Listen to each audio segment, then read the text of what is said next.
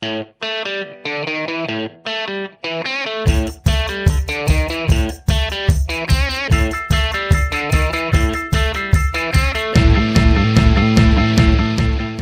I'm Mark Clem, your host for Meet the Members of the National Ski Patrol all season long. And folks, we're still in summer mode, but we're gearing up for the winter. Winter's going to be here in a couple months. I heard someone say the other day it was 3.5 months till Christmas Eve. And that kind of gets me excited because Christmas means snow, hopefully, and snow means I'm strapping the boards on and we're going to be out here skiing. But first things first, as National Ski Patrol members, we always got to train and gear up for the winter. And today I'm here at Whitetail Resort for what I'd like to say is the absolute best low-angle rescue class on the National Ski Patrol calendar. And we're here with Bill Zink. And Bill's got a history with Whitetail. He's been here for a little while, and he's a former Ski Patrol director. But today he's not a Ski Patrol director. Today he's an instructor, a ropes instructor, teaching low-angle rescue. And Bill, it's kind of impressive that you have 4 or 5 instructors out here and 12 students, and it's about 85 degrees, and they'd much rather probably be at the beach or hanging out or just biking or having some fun, but they're getting ready for the winter. Well, it's great fun. It's a great time to be here. And, you know, the cool weather we had a few days ago in D.C. got everybody excited. So we're happy to be outside doing this kind of stuff. And, you know, it's across the whole region. I know there's people up in Boston doing stuff, planning for the season. It's an exciting time to get ready for the snow. And just talk about, you could be doing a lot of extra things. What motivates you? I mean, you're a former patrol director. You just got your certified a couple years ago. But what motivates you to not sit back and say, I'm just going to wait for the snow and then move from there? Well, you know, I think when I first started patrolling, I remember my first accident, and it was a pretty serious accident, and I said, oh my gosh, I'm just not ready for this. And so every opportunity I could find to train and better myself, it would prepare me to be able to better help someone that is in need. And sometimes those few minutes and that knowledge that you've learned at one of these events will make a difference between, you know, life and death, and certainly how someone will recover from an event or getting someone out of a ditch in the case of a low-angle rescue event.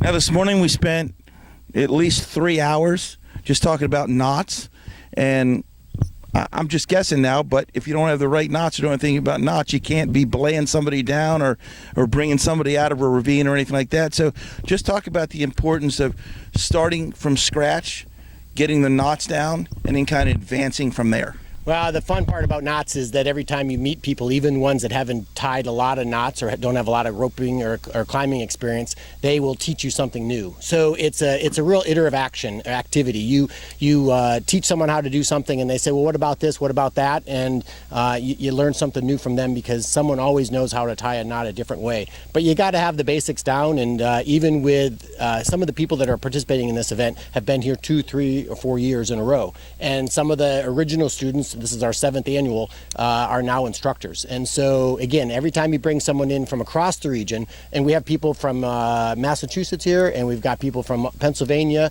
and West Virginia, and so it's just a great mix of people. And again, they all know something a little bit different, and they bring that to the table, and we all learn from each other.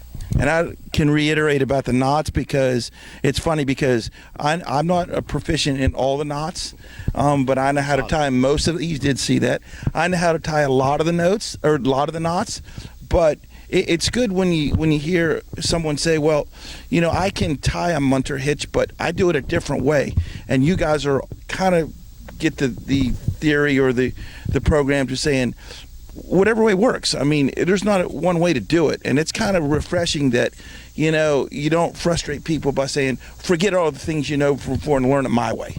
Yeah, that's a big part of it because, again, there's more than one way to skin a cat, and that's applicable to all aspects of our patrolling duties. Whether you're splitting someone up or whether you're taking someone down a slope, there's multiple ways to do the same thing. It's about doing it safely and efficiently, and in this environment, it's about learning from each other and making people feel comfortable so that when they're in that stressful situation where they've got to tie that munter hitch the right way and then they got to do it on a mule, it makes all the difference in the world. So, and also it starts teaching theory. When we're in a class like this, you know, you got 2 days to work on it, so you're not rushing through the knots. I mean, when we teach our candidates, sometimes you kind of blast through the program, and because you got to get through and you got 4 hours to get it done. We've got 2 days to really break it down piece by piece, and then we teach theory, and they start understanding, well, what happens if I do this, and then what does it look like if I tie that knot wrong, and what does a good knot look like, and why is it important?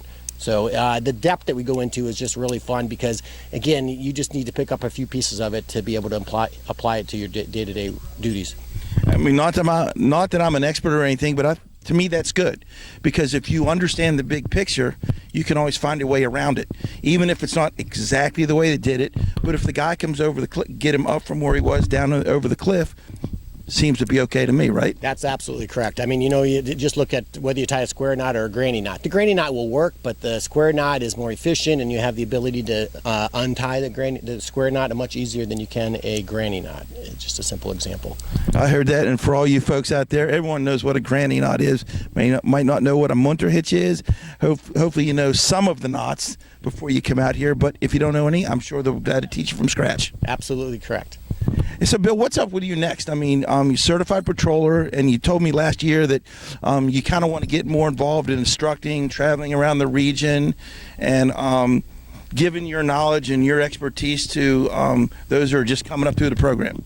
Well, I just was amazed when just becoming a ski patroller, the amount of time and effort that the volunteers put in to train and prepare a person to be able to be a ski patroller is phenomenal. And then every time you go to the next level, whether you go to the senior level and then you go to the certified level, and in between that you can become an instructor, the effort that goes into preparing people to be able to be good teachers and good instructors is just mind-boggling. And so I just know that when I took this certified exam, I traveled 7,000 miles a year for 2 years and to obtain that, and I met some of the greatest people around the region, and these folks would stop what they're doing. Bluebird, ski day at Elk, up at Killington, just a phenomenal day. And what are they doing? They're taking time out of their day to lay in the snow to be an injured person, or to run me down in a sled so I can watch how they do it, so I can again get better.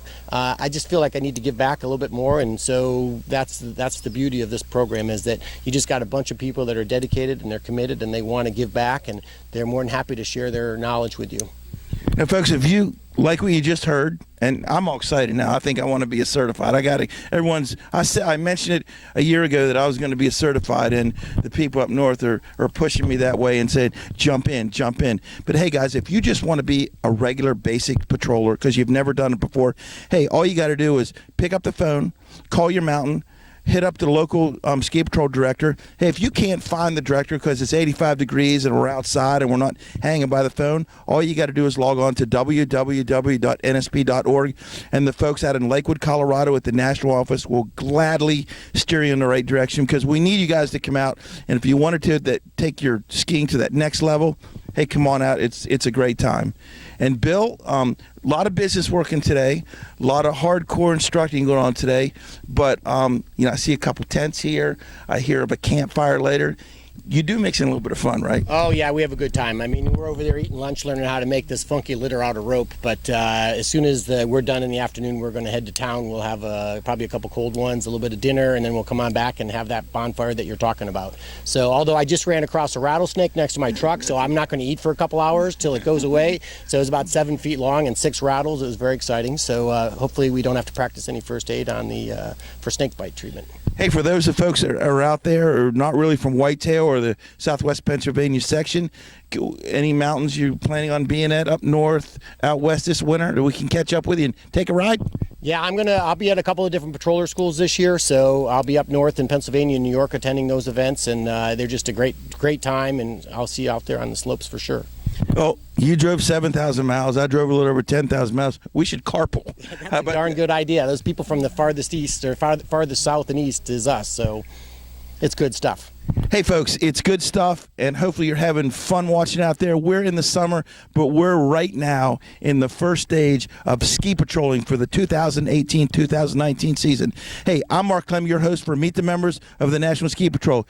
There's green grass here, but in a few months, it'll be all white, and we'll be strapping them on. Hey, like I always say, catch us every Tuesday and Thursday on Facebook and social media everywhere, and YouTube. Again, I'm Mark Clem for Meet the Members of the National Ski Patrol. Hey, we'll see you on the mountain.